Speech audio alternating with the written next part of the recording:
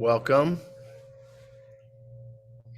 Good to see those of you in the room, those of you on the Zoom. There might be a few more people joining us. My name is Jason Murphy. This is Rebel Dharma, Wednesday night. Glad you're here. Yeah, I've been thinking about, there was a couple of questions recently. One was kind of like about dealing with resentment and anger. And then another one was about working with or understanding the term bodhisattva, or what is the bodhisattva vow, or what does it mean in Buddhism to be a bodhisattva. So I've done a little bit of, kind of research and kind of thinking about it, and I hope maybe I'll kind of focus on that today as a practice, as a topic. So anyone new to the group that wishes to introduce themselves? If you're online, you can just unmute yourself. If you're in the room, everyone here is people that I've met before. So, all right, well, welcome. Yeah, so we will, sit for a little while in meditation. Then I'll open up for any questions, and I was thinking about actually working with some metta, some loving kindness practice today, mainly because of the question around kind of how do you work with anger,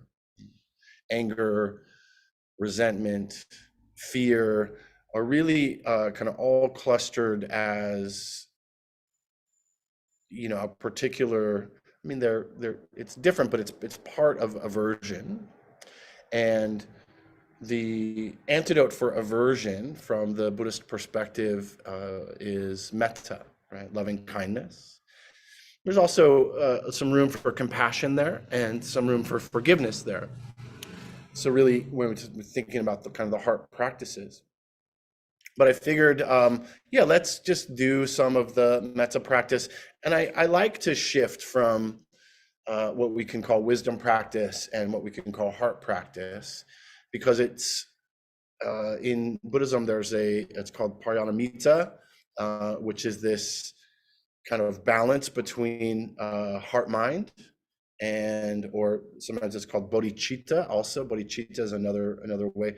Parinamita is the kind of qualities of loving kindness, compassion, forgiveness, joy, and equanimity, balanced with the wisdom and concentration and effort, and so that we're not kind of lopsided in our view, but we're actually trying to develop a quantumous kind of view of both the mind, or relationship, you could say, with the mind and with our lives. So yeah, so we'll work with that a little bit. So finding a posture that's comfortable, that is workable, or you can feel relaxed and alert.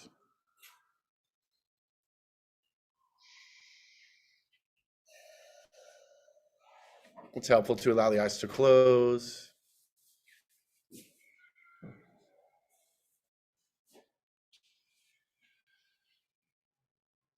And I might do things maybe a little bit differently than you're used to. If you're fairly new to this practice, then it will be what it is. And if you already have your own kind of metta phrases, then just utilize your own phrases. You don't have to follow my particular instruction, but you can. Might be confusing.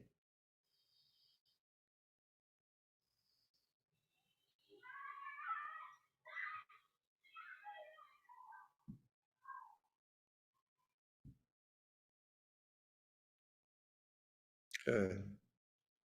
So as we settle in, hearing the bell.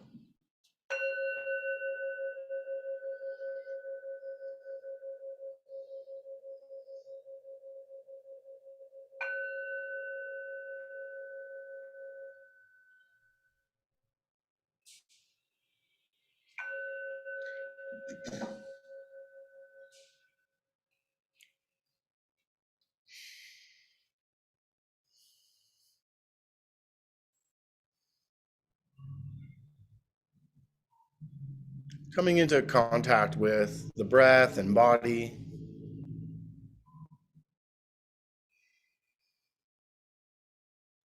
perhaps scanning through the body from head to feet, feet to head. Just kind of inhabiting this present time experience of breath and body.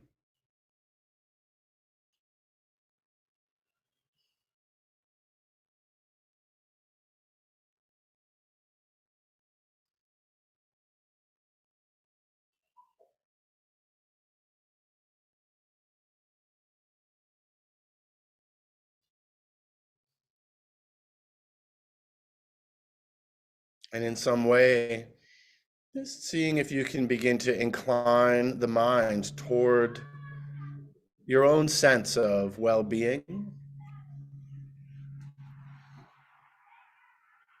your own sense of original goodness,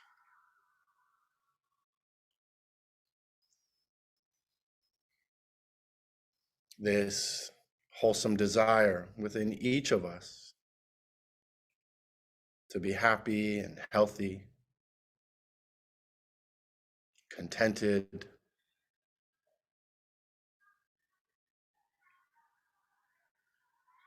safe.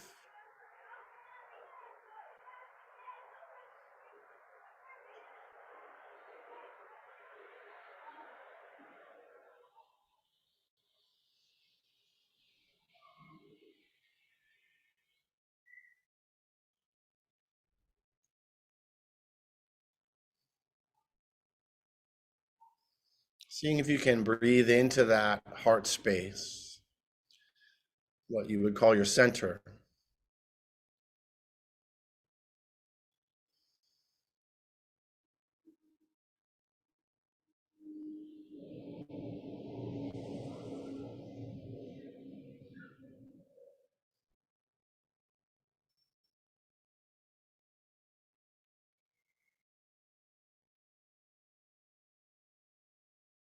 And then in some way, just beginning to send these wishes, well wishes, to your own heart and mind.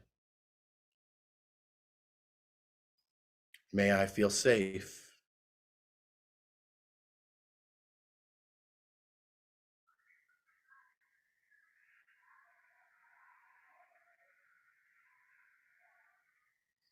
May I be happy.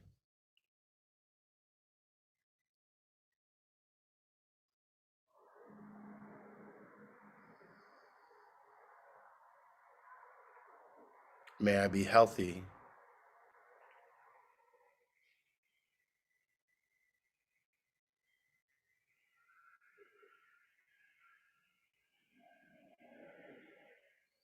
May I live with ease.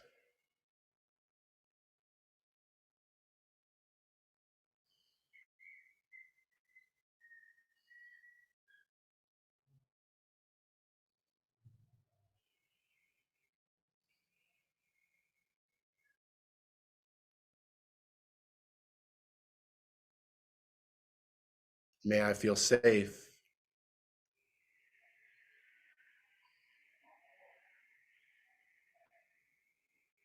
May I be happy.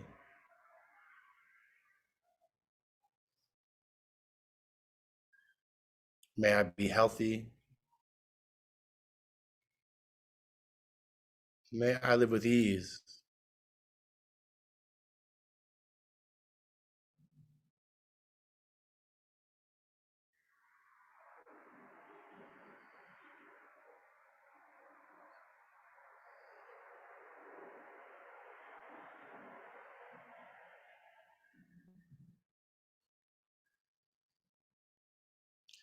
Sending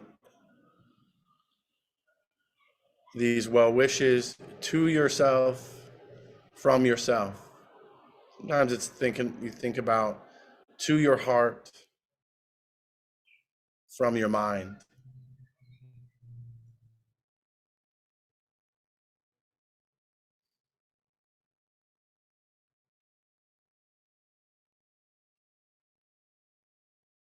or if the reverse works, from your heart to your mind.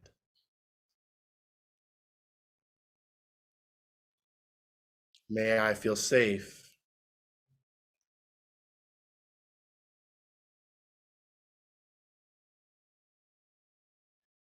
May I be happy.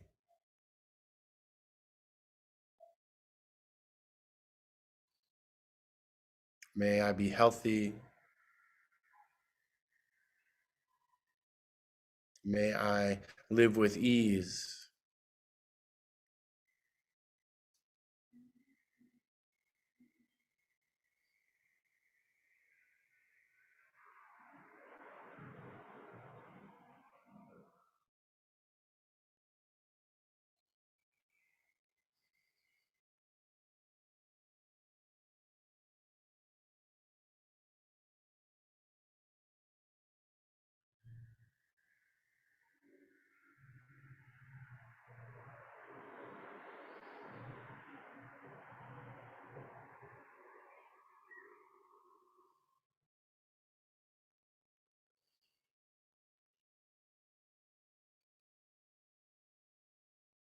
With each breath, with each phrase,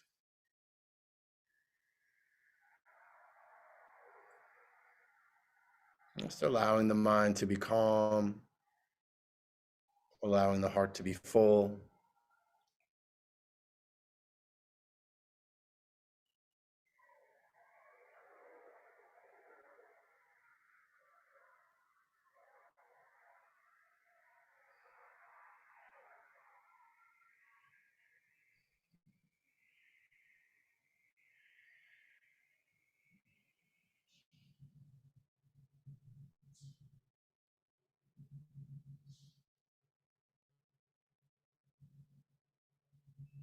May I feel safe.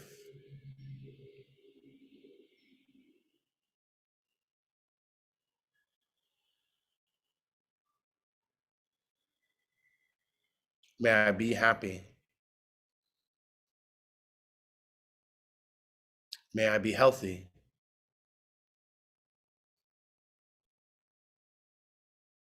May I live with ease.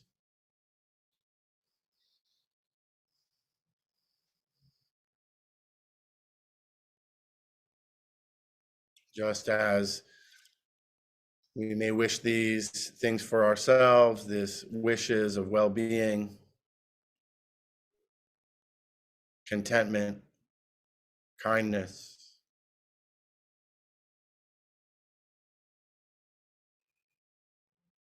We also can extend this out, perhaps thinking of people who are benefactors or support,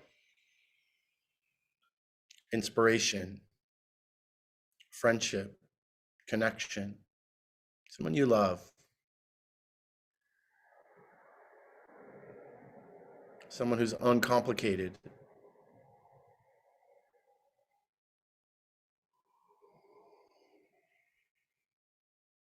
Envisioning them and sending these same wishes to them.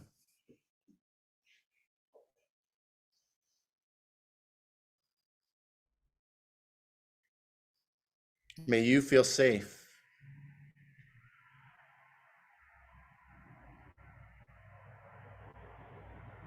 May you be happy.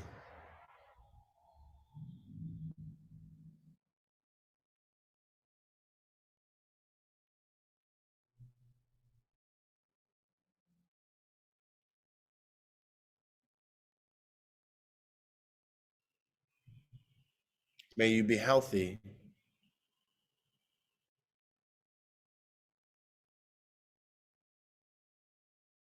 May you live with ease.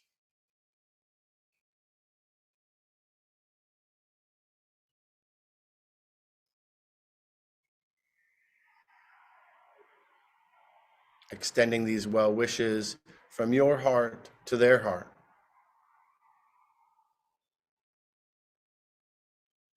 Safe,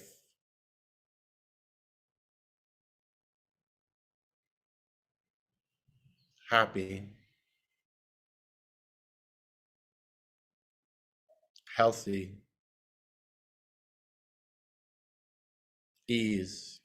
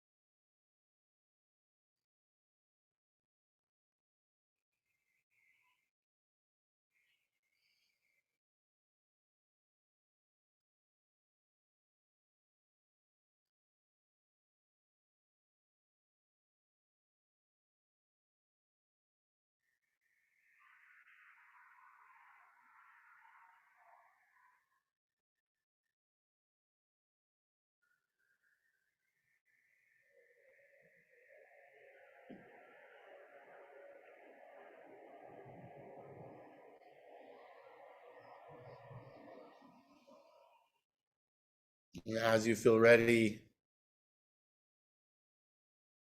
just allowing and envisioning, this person sending these same wishes back to you. This reciprocity of kindness and care. Of course, they wish you to feel safe, be happy, be healthy, and live with ease, opening to receive these wishes from your benefactor, your loved one, your friend.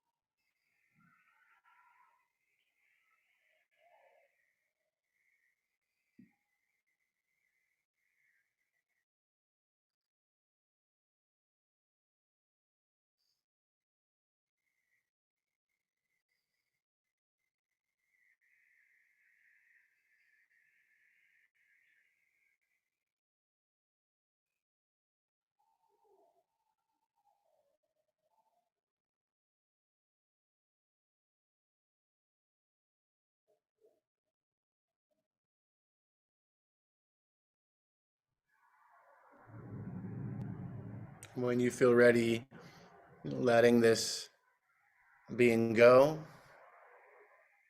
and returning back to your own heart, your own mind, repeating these phrases to yourself.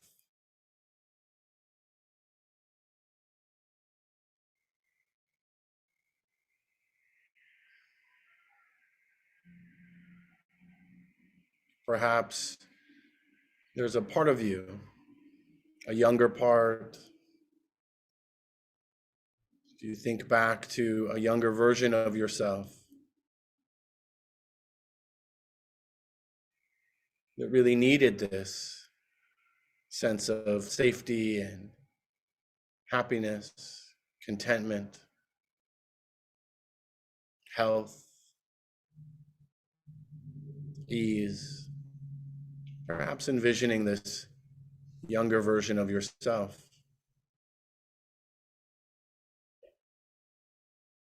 and sending some wishes for happiness and well-being.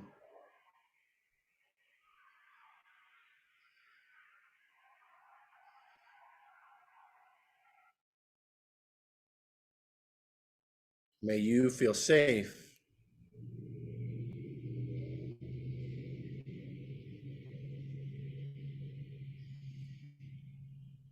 May you be happy.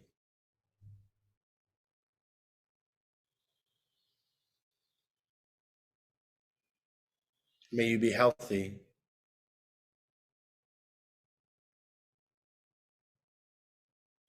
May you live with ease.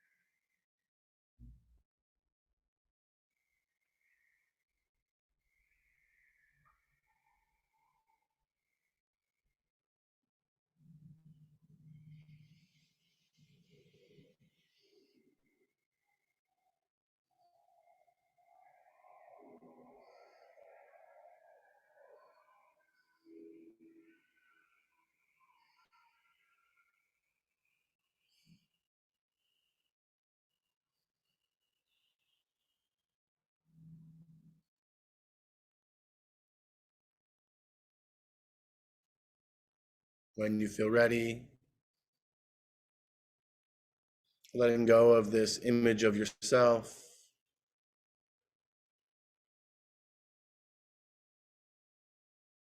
and just resting in the breathing, sitting body, in this heart of loving kindness, metta.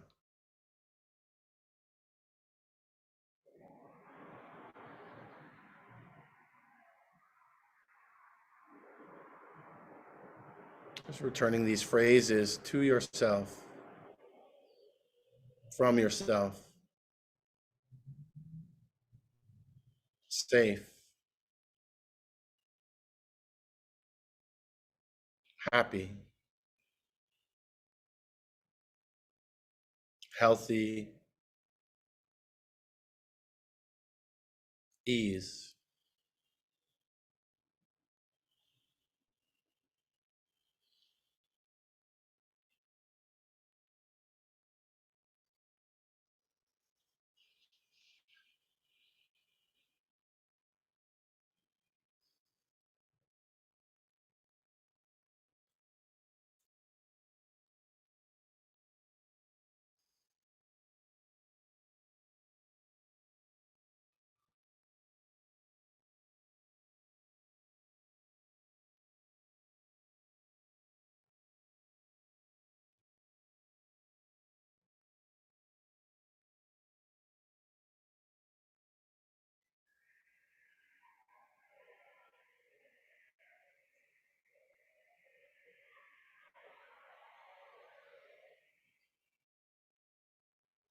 When you're ready, extending out to a neutral person.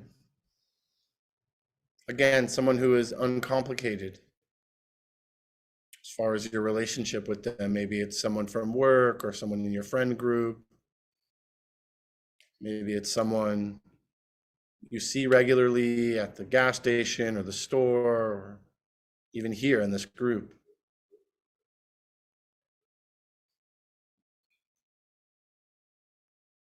Envision them just as I wish to be happy and healthy, recognizing that all beings wish to be happy and healthy.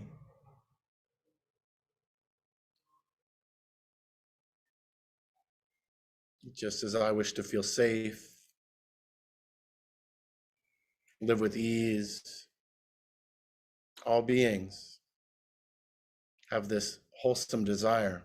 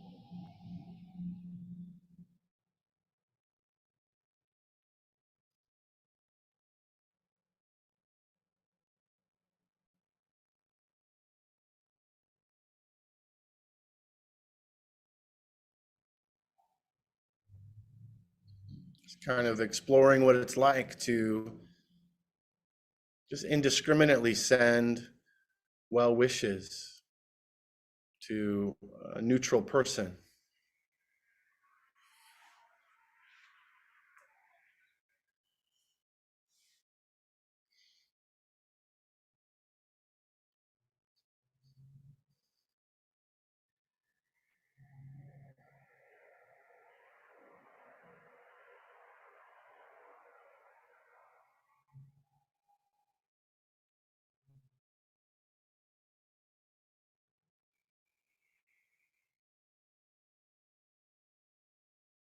And then when you're ready, letting that image go, returning back to your own sense of well being, of original goodness, kindness,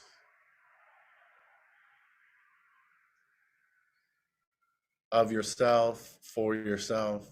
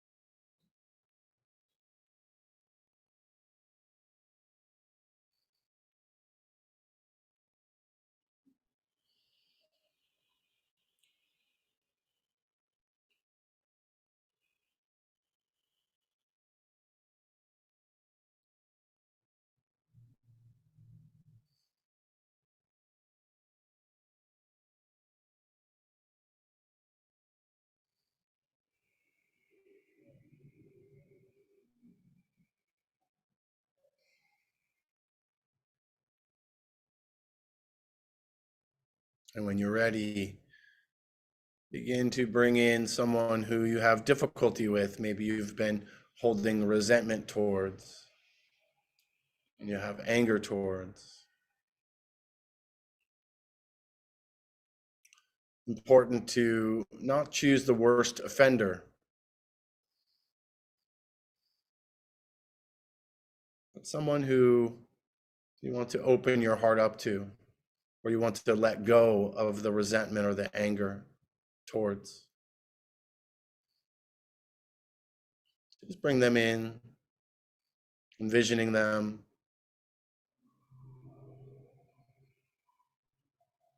recognizing that all beings have a wholesome desire for happiness and well-being.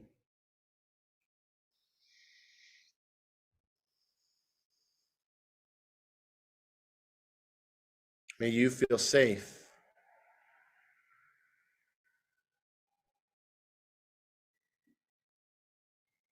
May you be happy.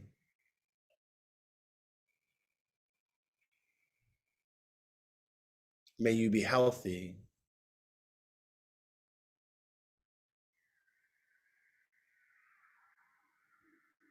May you be at ease.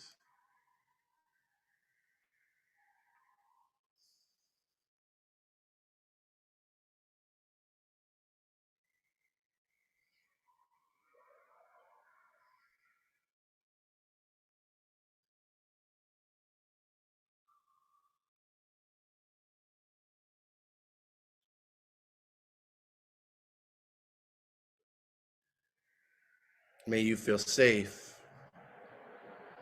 as I wish to feel safe. May you be happy as I wish to be happy. May you be healthy as I wish to be healthy.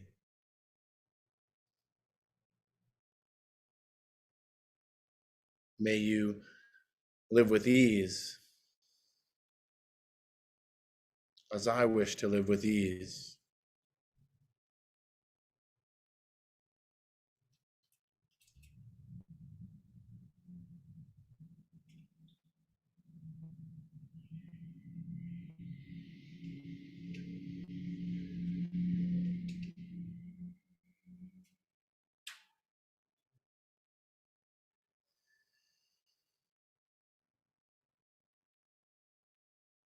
Breathing in all the goodness, or all the heartfulness of this practice, our sincere desire to be at ease. Let go of resentment, anger, fear.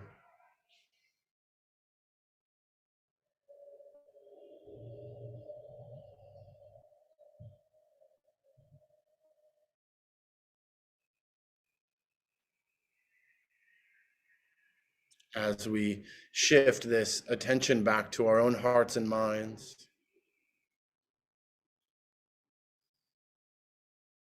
asking yourself, what is gained by holding on to anger?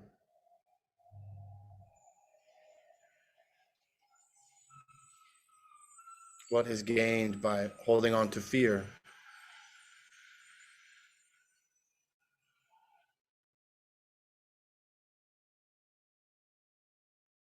Or resentment?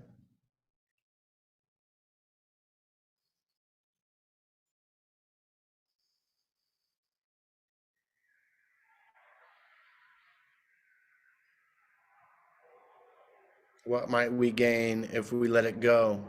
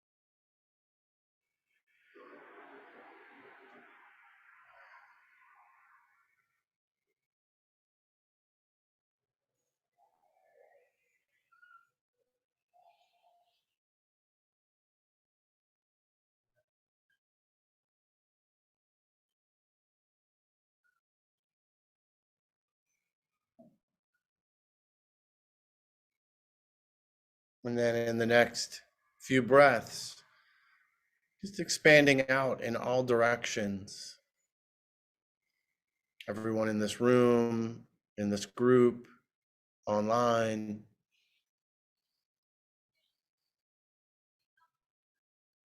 seeing that all beings wish to be happy, healthy, free from suffering.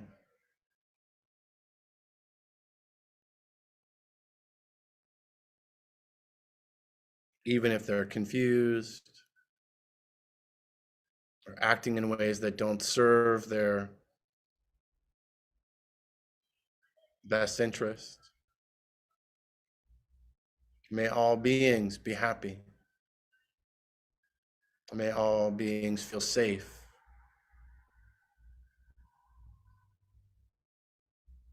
Standing out in all directions. May all beings everywhere be at ease.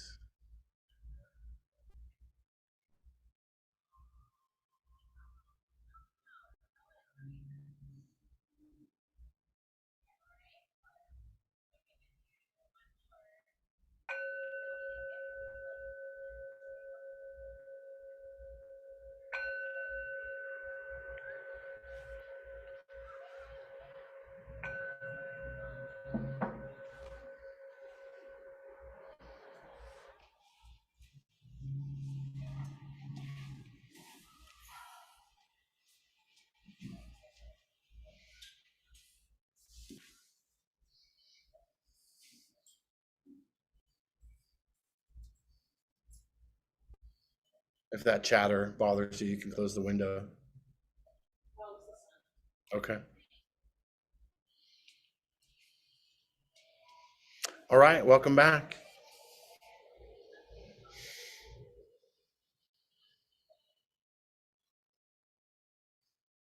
So this practice of developing, you could call it heartfulness or loving kindness, it can bring up mixed feelings.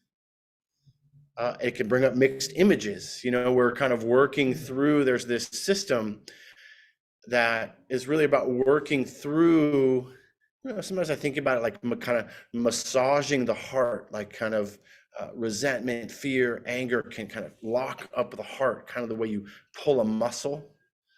And this practice is kind of like massaging and kind of softening the area around the heart. Some people believe that our emotional center is our anatomical heart, the area around our anatomical heart. There's actually a whole kind of philosophy called HeartMath, where they really study the heart and they study the emotional. I don't know if it's like an EKG. I don't exactly know how it works, but it's an interesting idea. And there's such a thing as heartbrokenness, right? And people feel heartbroken, and it can literally cause heart attacks.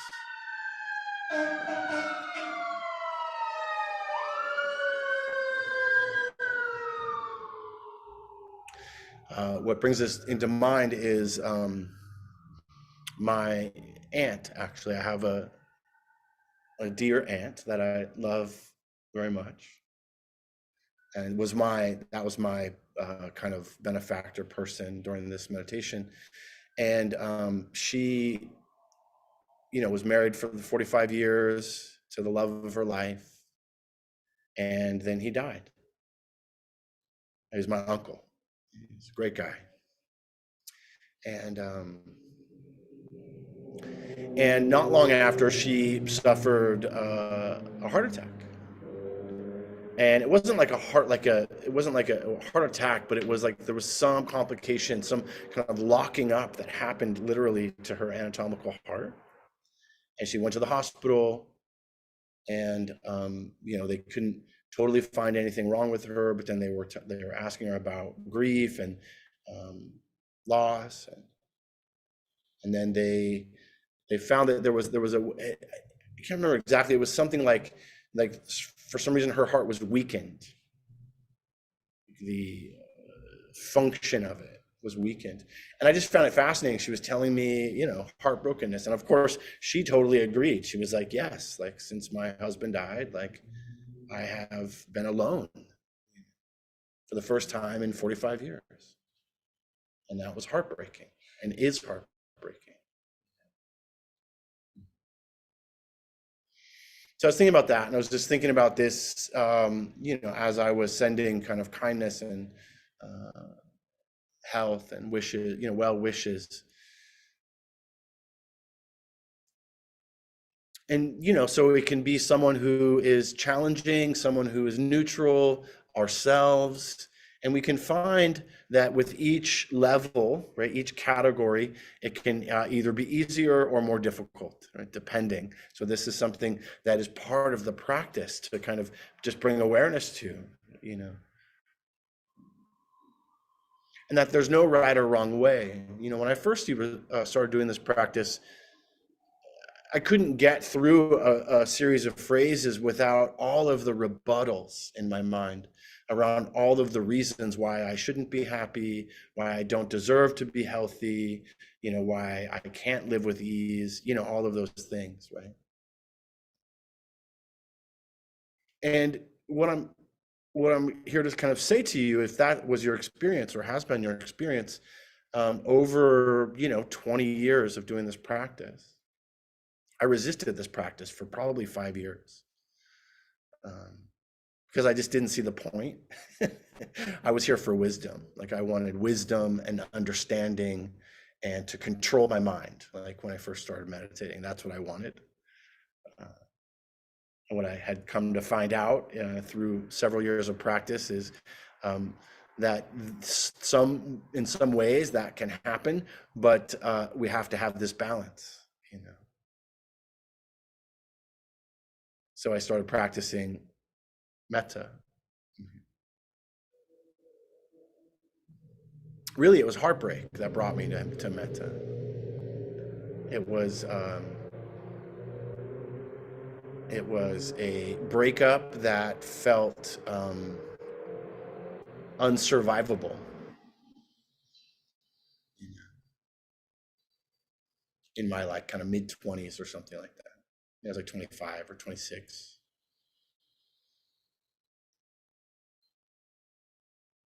And I just couldn't do any other kind of meditation besides metta. And one of my teachers gave me that instruction. Well, why don't you try this? Just repeat these phrases over and over and over again. And I was like, oh, that metta stuff. And I was like, yeah, might actually be exactly what you need. And it started to work.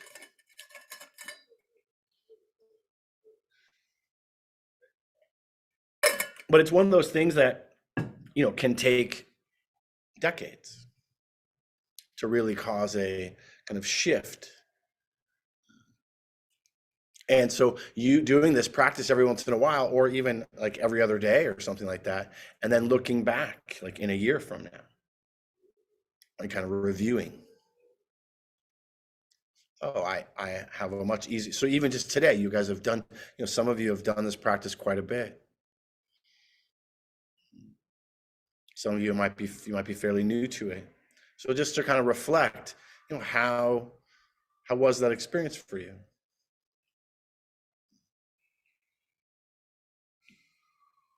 I'm open for any sharing.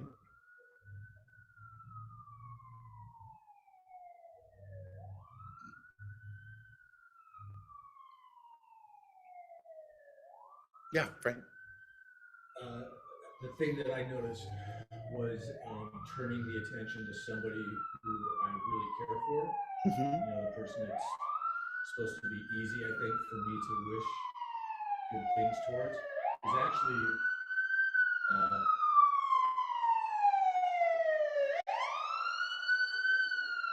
is actually the most difficult because it felt like I was letting go for some reason, Mm. you know, and I kind of it's kind of like I wish you, you know, to be safe. I wish you to be happy. And in a way, by doing that, I feel like I take myself out of the picture or something. Mm. And so it was like almost too sad to see them go. Like a But then farewell. huh? Like it felt like a farewell to you. Yes, Oh, yes. interesting. Whereas the other people that were more neutral, like Uh-huh. other people, you know, like you said, the people that are in our lives, who I do feel quite fond Mm-hmm. of, because I didn't have that kind of attachment to them. Yeah. It was much easier, and it felt much more pure, organic to do that. You know, the other one was too scary. Kind of, like, I'm afraid of the loss if I really do allow them. I don't know what it was, but it was Uh-huh. just, you know, Yeah. No, I mean, good exploration. I mean, good reflection upon that. Um, yeah. I mean, I don't have much, you know, kind of commentary on it other than thank you for sharing that. And I'm curious what other people's experiences were or questions about the practice or online or in the room.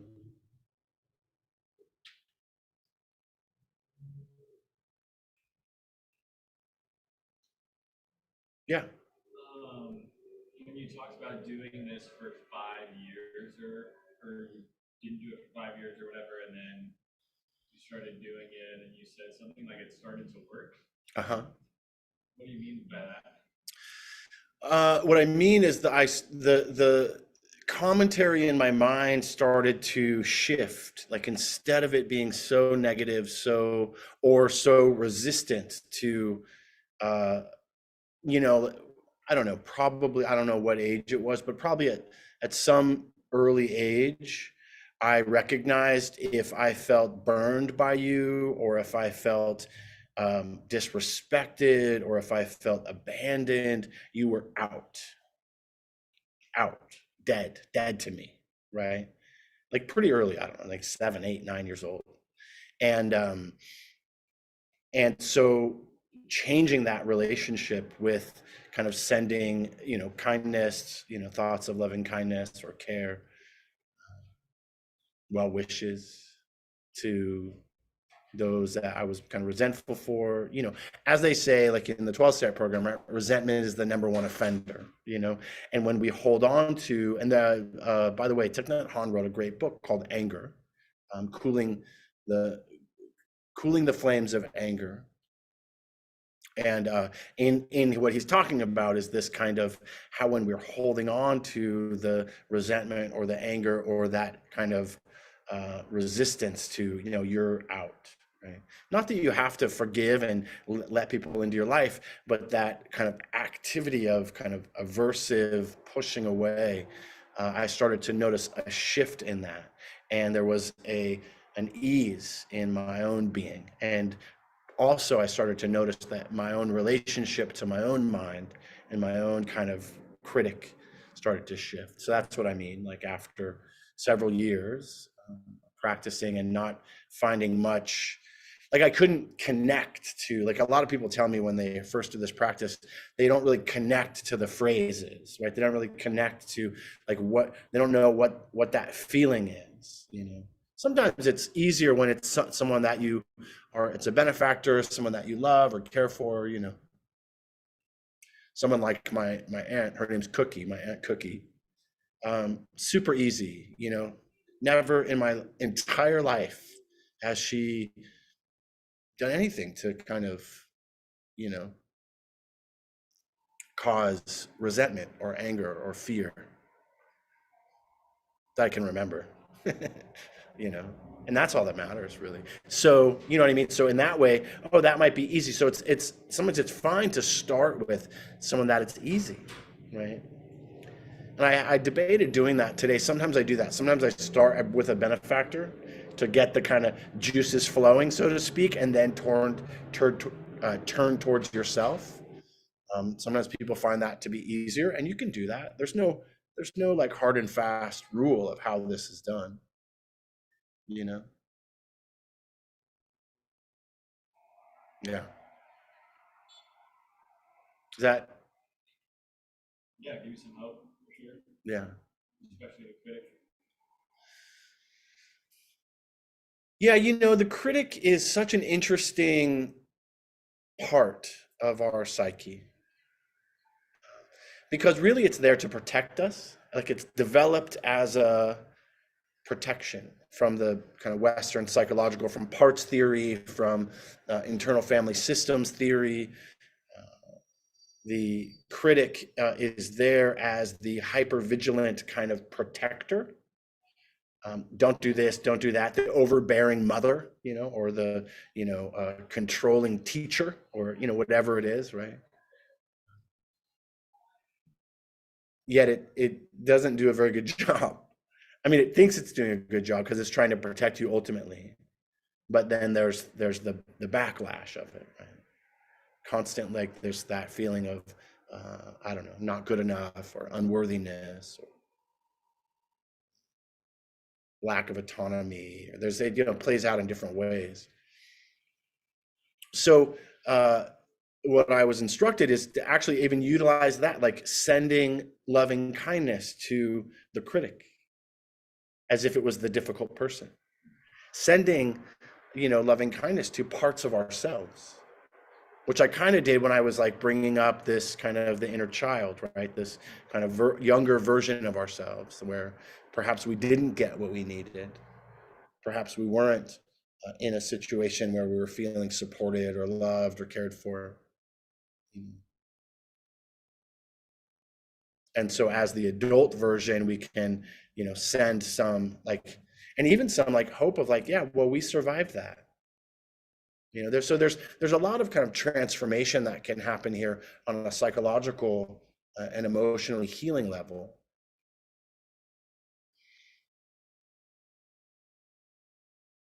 But these are, again, like everything in the Dharma, this is something to be experienced, to be penetrated, not to theorize. Right?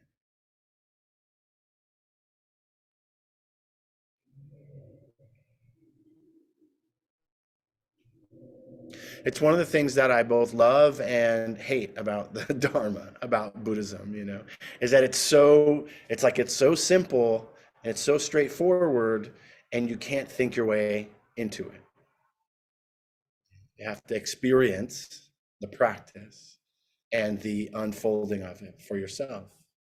Now, we can understand it conceptually, and that's good. We have big brains and they can do that. But the transformation, like, the question that you were asking, yeah, when I was doing it, I was just trusting my teachers. And when it was actually, like I was saying, during that breakup in my kind of mid to late 20s, where I really was like hopeless. Like I was like at my end, not suicidal or anything like that, but definitely like there's no hope for love. And I was like, it's just pretty pessimistic in my view at that moment, a lot of it. And it was all, so much of it was the critic and was the self-induced kind of, remorse and guilt and shame that was kind of, coming up, and the anger and the resentment, towards them, and the like, oh, all the stuff that was about my part, was coming up, and then, oh, I'm never going to have a healthy relationship, and there was all that commentary, and every time that would come up, I would just return to the phrases, and my teachers just kept saying, just keep doing that. I don't believe it, I don't see it, I don't feel it, it's okay. Just keep doing that. And I started to notice that that my relationship to every time that it would come, that critic or that negative kind of voice would come up, my relationship to it changed from adversarial or collapse to kind of like an integrity of, and may you be happy as well. May you be at ease. May I be at ease. Anytime the resentment towards that person would pop up and be like, no, they can't be happy, I would just repeat that phrase, and may you be happy. May you be peaceful. And there just started to have a shift. And it was incremental, not aha. That's why I was like, oh, I didn't really even notice that until, a while later. But there was some, I will say there was some, and there's still, there has been, that was kind of that's the first like real time in my life where I just remember being like, okay, like I'm so desperate, like meditation has worked up till now. And the meditate, like the kind of mindfulness, breath, practice, wasn't working anymore because my mind was just so afflicted with resentment and shame and guilt and anger and all of the complicated emotions.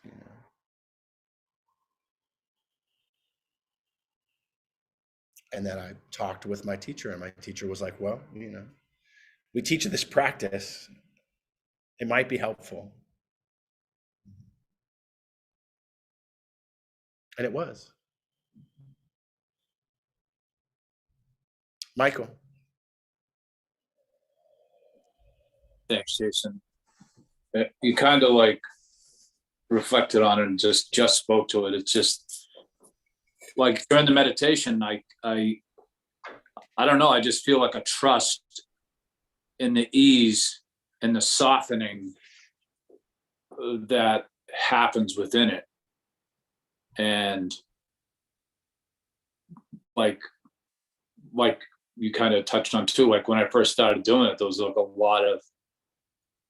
lot of contempt prior to investigation, and just sort of bristling at it like this is straight BS. Like, and now there's just like there's like a tangible, authentic ease that happens when you like go into those places, when you're bringing up a neutral person, a benefactor, a difficult person. Or I like how you like you turn it inward and just, make it tended to you. And I don't know, just very pleasant. And I don't know, but just the thing that really blows my mind about it all is that the true non-toxic strength is in the softening and the receptivity and increasing the bandwidth to allow it all in. There's room for all of it. Mm-hmm. Where it was, I think, I've only been in practice a short time, but coming in at the very beginning, everything seemed so narrow and constricted and fists clenched and white knuckling. And now there just seems like there's so much room and receptivity. And I don't know, it was pleasant. Yeah.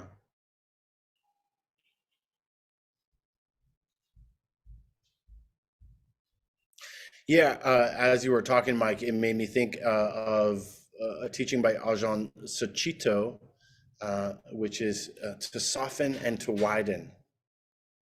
This was one of his, well-known phrases. May we learn to soften and widen. Right?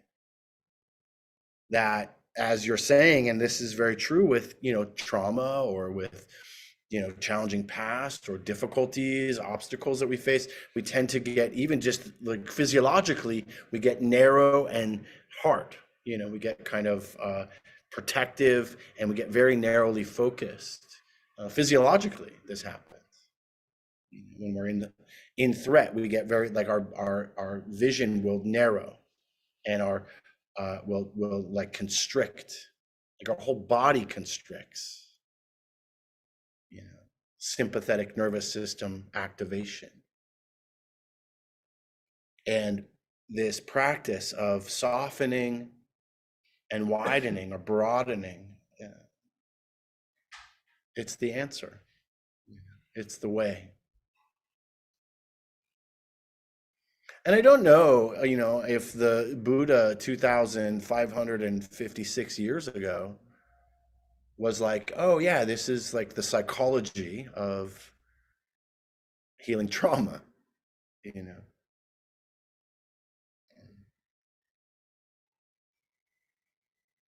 But it's pretty self-evident at this point,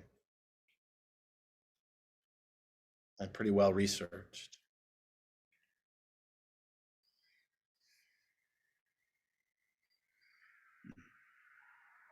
Yeah, so that's what what I was thinking about when you were talking, Mike, about Sucitto's soften and widen.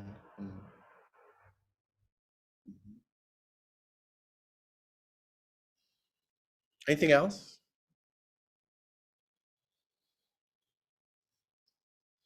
Challenges, openings, questions can be about this topic or other topics.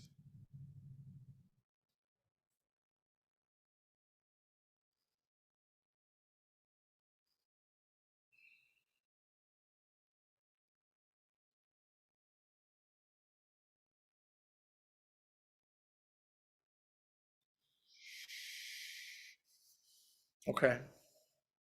Well, the other will kind of shift, and I felt like this was a good lead in to talking about an aspect of Buddhism known as the Bodhisattva, or the Bodhisattva vow.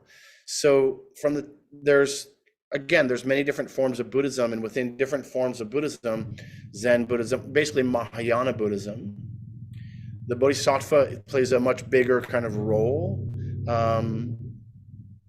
Bodhisattva is basically like Bodhi, so enlightened service. Sattva is service. So the bodhisattva vow, or when somebody is considered, a being is considered a bodhisattva, that means that they have dedicated their life to the service of helping others awaken. Kind of like a bodhisattva would be His Holiness the Dalai Lama. Right? A clear example of a bodhisattva, somebody who, or like Thich Nhat Hanh, you know, dedicating their life to helping to free other beings is considered a bodhisattva. And the historical Buddha, Siddhartha Gautama, in Theravadan Buddhism is described as being a bodhisattva for life after life after life, like being kind of reborn as a, you know, kind of cleansing karma, right? Birth after birth after birth, until taking the form of the Buddha to be, Siddhartha Gautama. So that's kind of the Theravadan view, that there's bodhisattva is an unenlightened being that is dedicated to the teachings of the Dharma and the kind of helping of others find their way. You know, people, what is a bodhisattva today? People who dedicate their life to service. And there's a way in which we have to be careful here, because there can be a real selfish way in which people, you know, like I think of sometimes activists, right? Like people who are very activistic. Not that there's anything wrong with being activistic, but there can be a real avoidance of one's doing their own work because they're so focused on saving the world, right? That they're avoiding their own pain. Similar to workaholism, right? Even people that work as therapists, I know that therapists or counselors or psychologists, you know, those kind of teachers, get kind of caught in this being of service and the goodness that comes to them from being of service, and that becomes, you know, I don't know, I have to think about it as like an addiction, you know, it becomes an addiction to feel the positive. But yet there's the dark side of that, the shadow of that is not doing their own work, right? So they're sometimes on the surface, you know, it can look like, oh, this person's a bodhisattva. So from a Buddhist perspective, the bodhisattva is literally foregoing their own awakening to be of service to others. In other words, they've done the work to become fully awakened and choose not to. So there's a vow in the Mahayana tradition that I'll read, which I think also kind of encompasses the what is meant by a bodhisattva. So a common translation of the verse is, sentient beings are numberless. I vow to save them all. Delusions are inexhaustible. I vow to end them all. Dharma gates are boundless. I vow to study them all. The Buddha way is unsurpassable. I vow to attain it.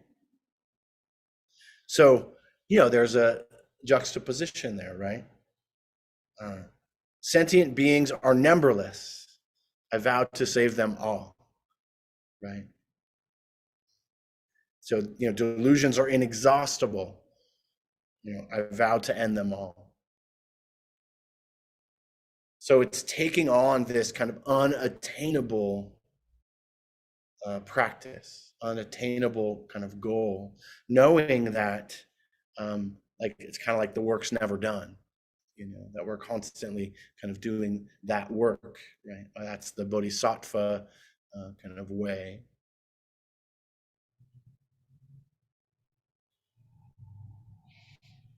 And I think the caveat between what I was describing earlier and what can be maybe something like, so we do as much as we can with the energy that we have, and that there's also this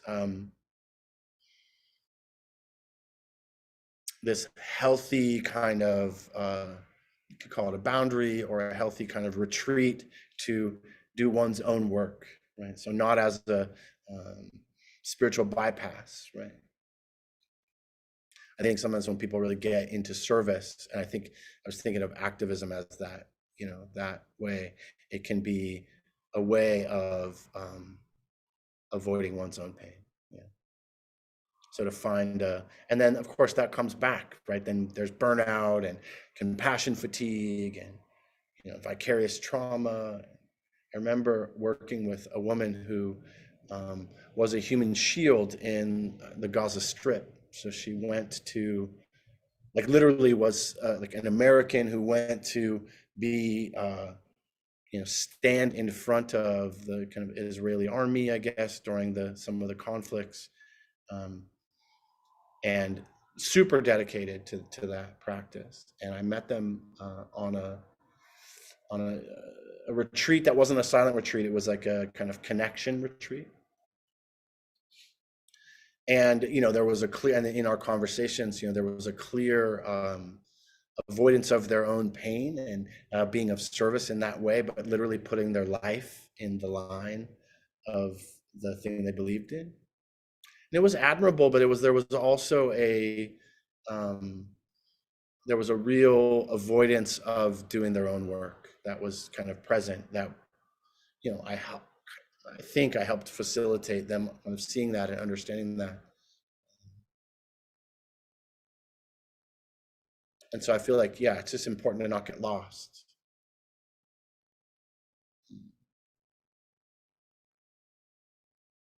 And from the Theravadan Buddhist perspective, it's a little different. From the Theravadan Buddhist perspective, the goal here is to become fully enlightened. So and it sounds like, from some of the other traditions consider this path to be the selfish path, because the goal is not to become a Buddha, but to free ourselves from suffering, right? As the Buddha taught. The Buddha taught, like, no one is going to save you, you are your only salvation, doing the work yourself. There was several, because a lot of people projected stuff onto the Buddha, like, you bless us and you're our savior, and the Buddha would reject all of that and say, like, no, I'm not your savior. I'm your teacher. I'm your guide. You have to do the work yourself. I can give you this list and these practices and this community where you can be supported to do the work.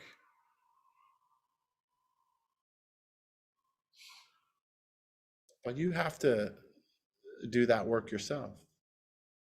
We have to free our own minds.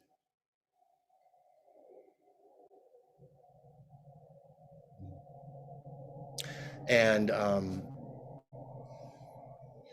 then through, like happened with the Buddha, and then through the awakening of one's own heart mind, there is hopefully a natural desire to support others.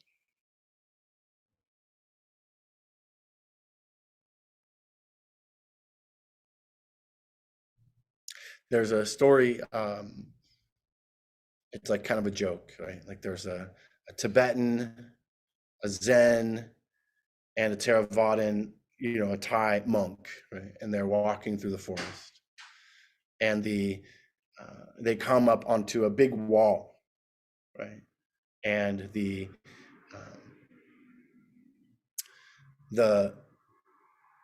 Thai monk kind of, so they're all kind of figuring out, okay, what's on the other side of this big wall, and they're working together to try to get to over the wall, or at least to see. And the Thai monk kind of crawls up first and looks over, peers over the wall, and their eyes get really big, and they jump over the wall and disappear without saying a word. And the Zen monk is like, all right, well, let's figure out what's going on. So they climb up and they look over, and their eyes get really big, and then they look back and they go, come on. And then they jump over. And then the Tibetan monk climbs up to the wall, looks over, sees paradise, enlightenment, nirvana, whatever you want to call it, and takes it in for a moment, and then climbs back down the wall. And so that's the bodhisattva vow, is to touch or get close to enlightenment, and then retreat. And be so basically, like, that's so that's kind of that's the story, right? As a kind of a description of how it's different.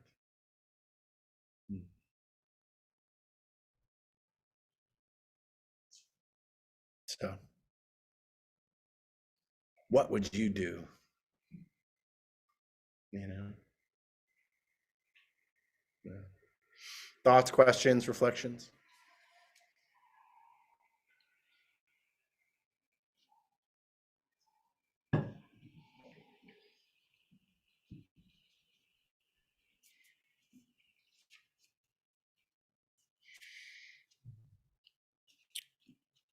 Let's see.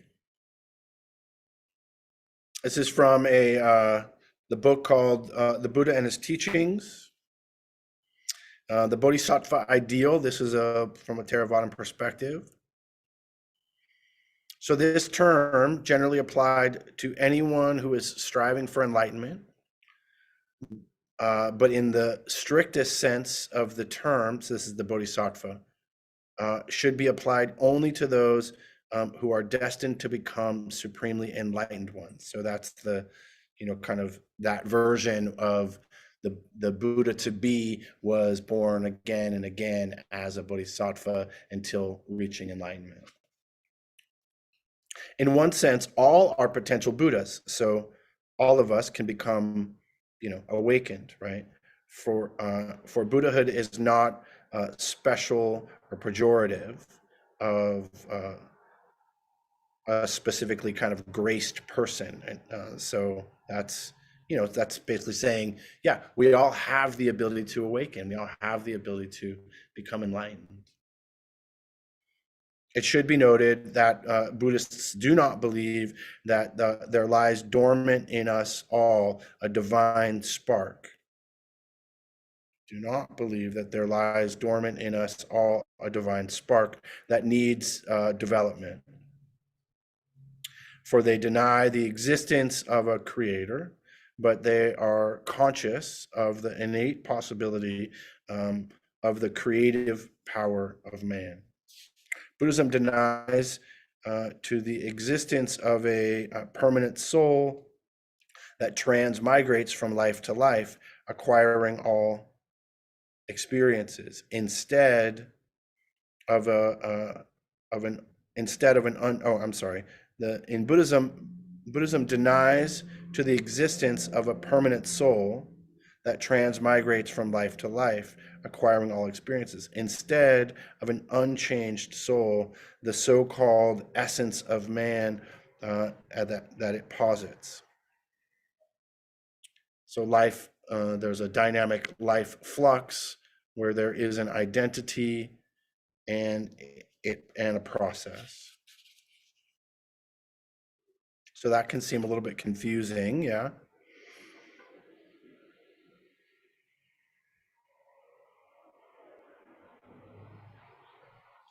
So basically, this is this concept of karma, that karma gets kind of is what gets kind of reproduced. It's not a me that goes from lifetime to lifetime, and this concept of the bodhisattva is that being of service, cleansing one's karma, being of service, doing good in the world, helping to support other beings, cleanses one's karma. So in that story that I said, it might be, so some people view that story and say, oh, well, the Thai monk was selfish. The Zen monk was wanting to be supportive, but also going to complete the goal. And the Bodhisattva was kind of altruistic, right? Or the Tibetan monk was altruistic. Another view would say that the Thai monk had come to an end of karma and reached the goal, jumped over the wall, did what was necessary. The Zen monk, that last act of kind of generosity was what it took to get over the wall. And the Bodhisattva wasn't there yet. But they couldn't complete the task because there was maybe more work to be done. So just another kind of twist on that story. Yeah. All right, so anything else? Any other thoughts, questions, reflections before we end for the night?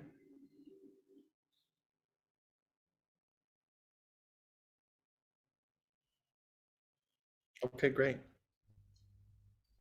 Well, I appreciate your time and attention, and hopefully this was helpful for you.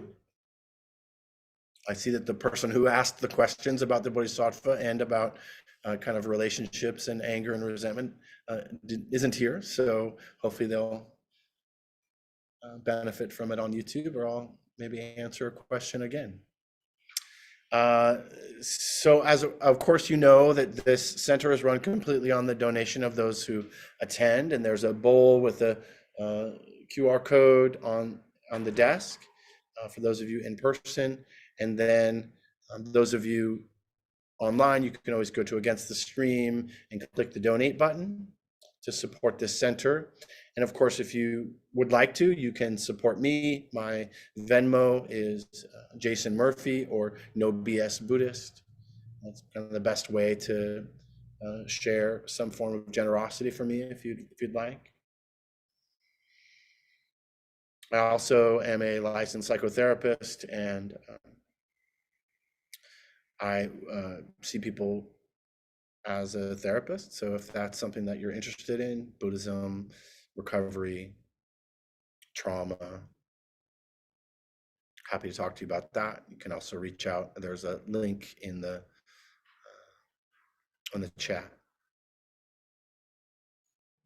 All right, thank you all very much, and let's just take a moment and kind of gather all the goodness of our practice.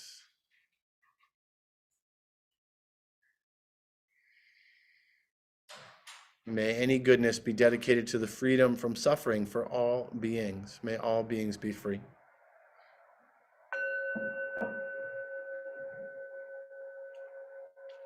Thanks, Jason. Yeah, thank you. So in some ways, that is a bodhisattva vow. That's a piece of the bodhisattva vow. We're dedicating all beings.